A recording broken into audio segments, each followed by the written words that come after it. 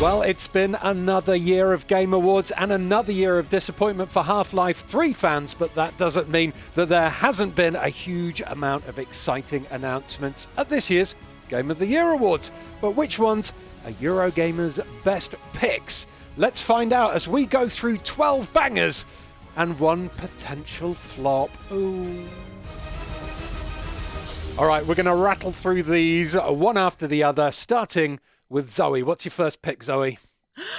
Divinity. The trailer so perfectly encapsulates how you can interpret the Divinity universe. So there's quite a lot going on in there, but the main thing to draw out of it is this feels a lot more horror-ish than Baldur's Gate did. Baldur's Gate, obviously owned by Wizards of the Coast, so a bit more family-friendly. The trailer was all kinds of twisted and screwed up, but what it really communicates is the horror of the Divinity universe. So we saw one in particular thing, as well as the orgies, the children watching this human sacrifice go down, flagellants, cultists, whatever you, pick your horror. Sounds honestly. like a Eurogamer Christmas party. All the 7 deadly sins were there. But the main thing is that I saw what I think was a corpse rose or a blood rose. I can't remember what it's called. But that basically implies that something so horrendous has been done in this ritual that it's brought demons into the world. It's been a long time since I played Divinity Original Sin 2, but that is what I recollect from it. But I'm just so excited. It's completely new. I love Baldur's Gate 3. And also the fact that Divinity Original Sin 2 is apparently going to have more content than Baldur's Gate 3 is wild. But Divinity, I think, looks so cool. I cannot wait to see gameplay. I cannot wait to see more about the world. But maybe for this trailer, don't watch it when you have any small children around. Yes, I watched it while I had my breakfast and I puked up my Fruit Loops. And then, the pigs in the trailer, you just ate them again, did you? Of course. Of course. Don't want to waste any good Fruit Loops. God forbid.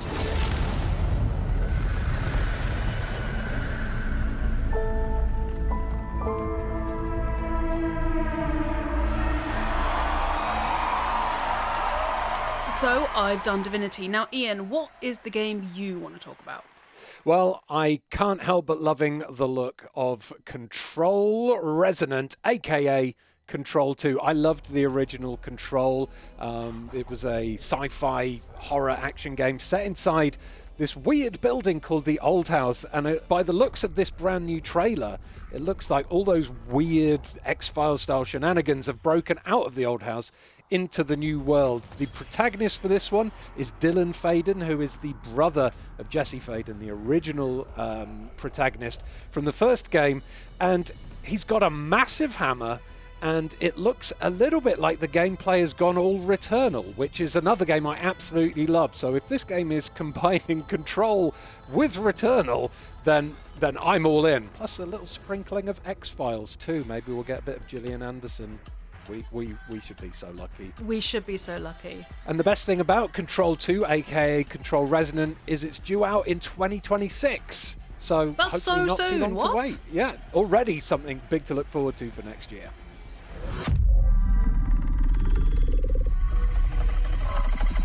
My turn. Next, we have Ontos. This is a spiritual successor to Soma.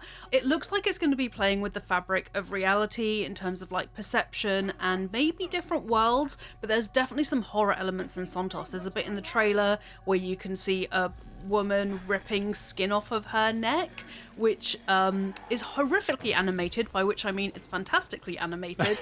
So the fact that it comes from the creators of Soma means that I'm absolutely going to check Ontos out. But this is another one for 2026, Ian. Excellent, very exciting. I love the fact that Stellan Skarsgård's doing the voice. The character designs look a little bit kind of that out of the world of Dishonored in a way. Yeah, it looks a little bit Prey, facially. doesn't it? Yeah. And if this is a spiritual successor to Soma, that means after you've finished it, you're going to feel sad and have a bunch of existential crises as well. You're just going to be staring at the wall, just reassessing life. But Soma is fantastic. If you're going to play it, don't read anything about it. Just go straight into it, and then don't blame it on us if you need therapy afterwards. Yeah, Peace video out. game's great.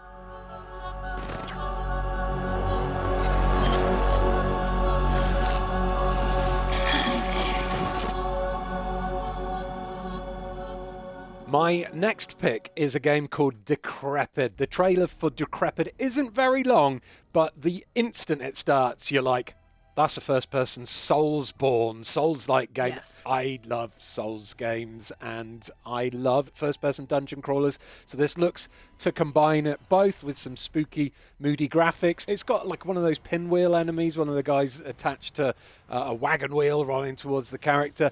But yeah, it might not be one to play if you don't like spiders. Yes. It also looks like it's a like revival mechanic. It said rise again and again. So maybe it's built into the game that you do keep dying but coming back, which is a really cool thing to include to make it make sense why you can get through what looks like a really difficult dungeon multiple times. And best of all, it looks like you can sign up and wishlist it on Steam right now because it is out in 2026.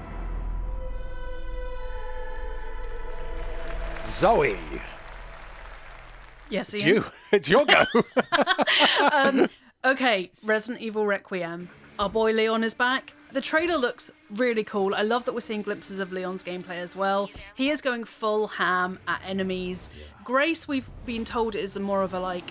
She's not an action hero in the same way Leon is. So I love that there's evidently kind of a dual playthrough thing going on where Leon is going to come and help aid Grace at some point. We now know that this mysterious virus thing that's been taking over is Elpis, which is really cool. And evidently this main evil dude, Victor, I think his name was, is connected to the stalker, the nurse that we have on the channel videos about what it's like being stalked by the stalker. So more details about Resident Evil Requiem. Cannot wait for it next year. Really excited to see grizzled old Leon, who evidently just seems to be fed up with everything, which is incredibly fair. He may be grizzled and old, but he has kept his lovely side parting very well conditioned. Hey, look, sometimes when you find a good haircut, you just stick with it for the rest of your life. I I mean- respect Leon for doing that. Yeah, I mean, I've had this haircut since I was about 12, so I Exactly, can agree you with proved that. my point. But yeah, very excited for that one. February 2026. So soon.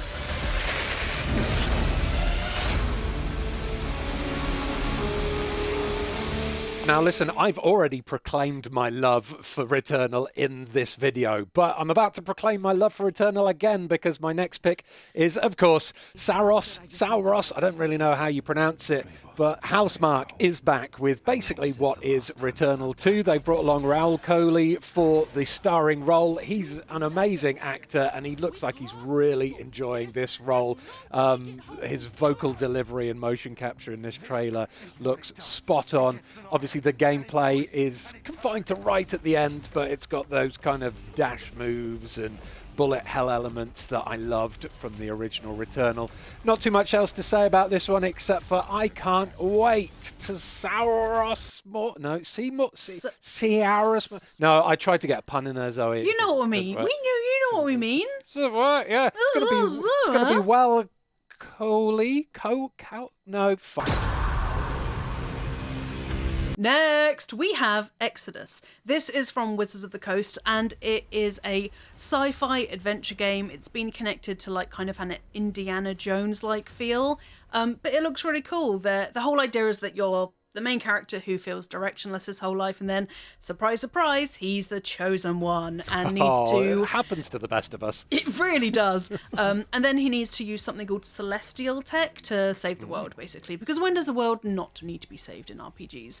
But yeah, it looks cool. This is very much a game that a lot of people, including me now, are going to compare to Mass Effect, mainly just because it's in space and you can romance your companions. But what is cool about this is in the trailer, you can tell that they are putting emphasis on you are doing it with your companions, you need to build a group of people who you trust. So it definitely feels like Wizards of the Coast have maybe seen the gap in the market that Mass Effect and Dragon Age has left, and they're like, let's get in there with this right now. So yeah, Exodus looks good. Incredibly generic name, but fine, like whatever at this point. But I thought it looked cool. Yeah, I'm looking forward to seeing what types of aliens I can stick my jiggly bits in. All right, my next pick might be more up my street than your street, Zoe, but I'm picking Star Wars Galactic Racer. Is it Galactic or is it Galaxy? It's Galactic. Had to double check that. Yeah, Star Wars Galactic Racer looks like the next generation of Star Wars pod racer games. There is pod racing in this trailer. There are land speeders. There are speeder bikes. There is a lot of CG and not very much gameplay, so we don't really know what type of racing game this will be, whether it will be lap-based, circuit-based stuff like the original Star Wars pod racer game, or whether it will be maybe a little bit more open world like Mario Kart World. Who knows? Either way, I'm looking forward to thrashing Sebulba on the racetrack and saying yippee when I cross the finish line first. I Yay. understood all of those references. Star Wars! Zoe, your next pick features purple magic and swords, so I can definitely see this being a game you're looking forward to, but what even is it? That's such a good question, Ian. So this game is Warlock, Dungeons and Dragons. It is about a warlock and looks incredibly emo and gothic and, dare I say, a little bit lesbian, so I'm definitely enjoying it. But annoyingly, we don't have any gameplay right now. It's said to be an action-adventure RPG, that's coming out in 2027. I think from the cinematic trailer you can gather that you're going to be playing a warlock who can use spells and melee to destroy all kinds of D&D's haunted creatures. We saw a glimpse of these crow knight things, so I wonder if they're part of the clan you've come from, because their feathers go into the main character Catri's shoulder cloak thing she has wielding. But yeah, it looks really cool. It looks like it's going to include maybe some potion ritual elements, because right at the beginning we saw a ritual being taken place. But it looks sick. It looks goth. It looks metal. It looks witchy. And like you said, Ian, it has swords. So I'm sold. I sell out that easily, unfortunately. And Warlock, it's out in 2027. Yeah.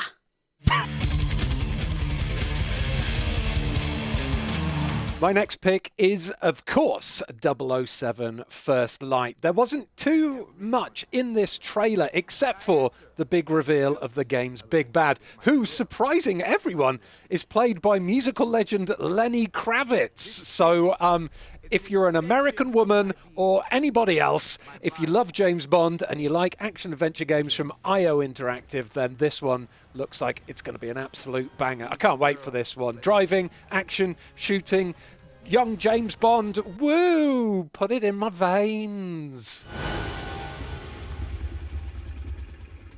Two Tomb Raider games actually got announced at the Game Awards. So the first one is Tomb Raider Catalyst, which is coming in 2027, which is cool. But the one everyone is excited for is a remake of the original Tomb Raider from 1996. This one is called Tomb Raider Legacy of Atlantis, and it is a full-blooded remake, not a remaster, but from the ground-up remake. Interestingly, it's from Amazon Game Studios, which has, I think, experienced layoffs recently, so I'll be interested to see what this one looks like, but this is coming out next year. Yeah, I mean, the gameplay is very quick cut here, but it looks like there are some very familiar puzzles to anyone who's played the original game. And yeah, I played the remasters recently, so I'm looking forward to seeing the Tyrannosaurus Rex bit, especially in brand new current Genovision. Yeah, awesome picks. T-Rex in Atlantis? Oh, I presume you've never played the original Tomb Raider before. Well, 2026 is going to be your year. My year.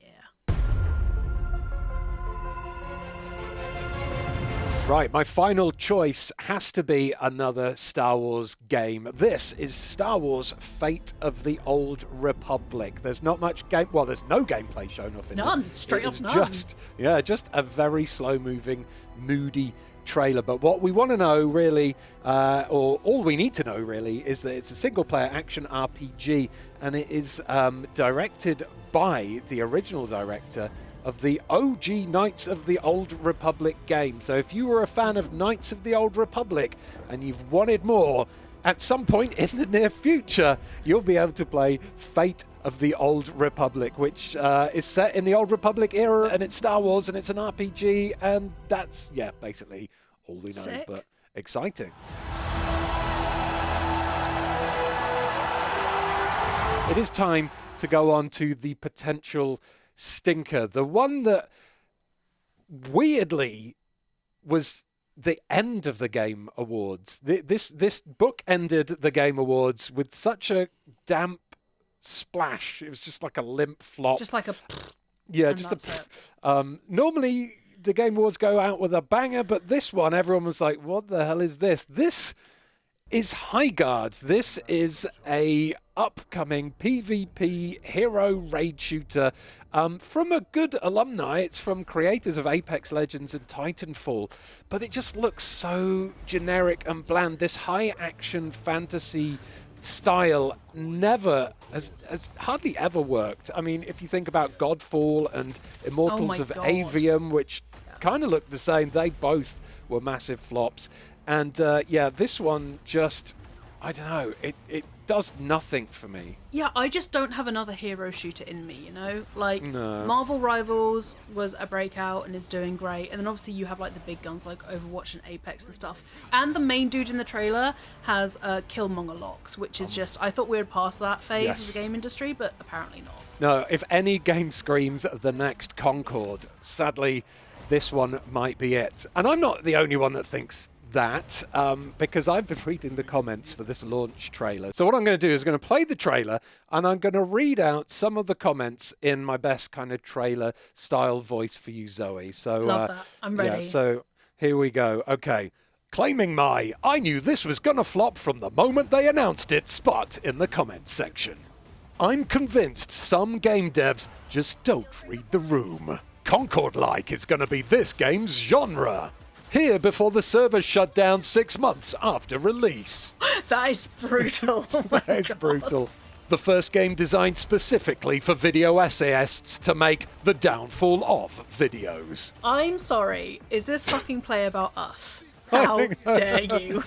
And the crowd goes, meh. Hey, thanks for the $1 million, says Jeff Keighley 5 minutes before filling in the last world premiere slot with Highguard. There are so many comments here, but I'll finish with this one.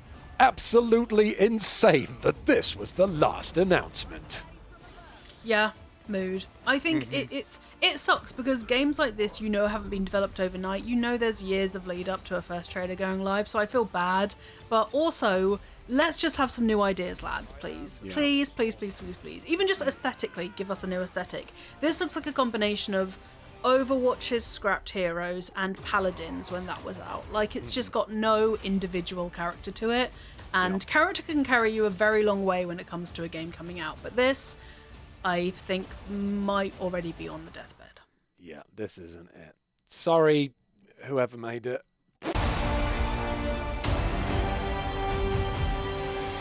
All right, well, yes, thank you very much for checking out our top picks of the Game of the Year Awards, plus our pick for probably potential stinker. I think it's more than potential. I think it's almost definitely going to be a stinker. You never know, though. Who knows?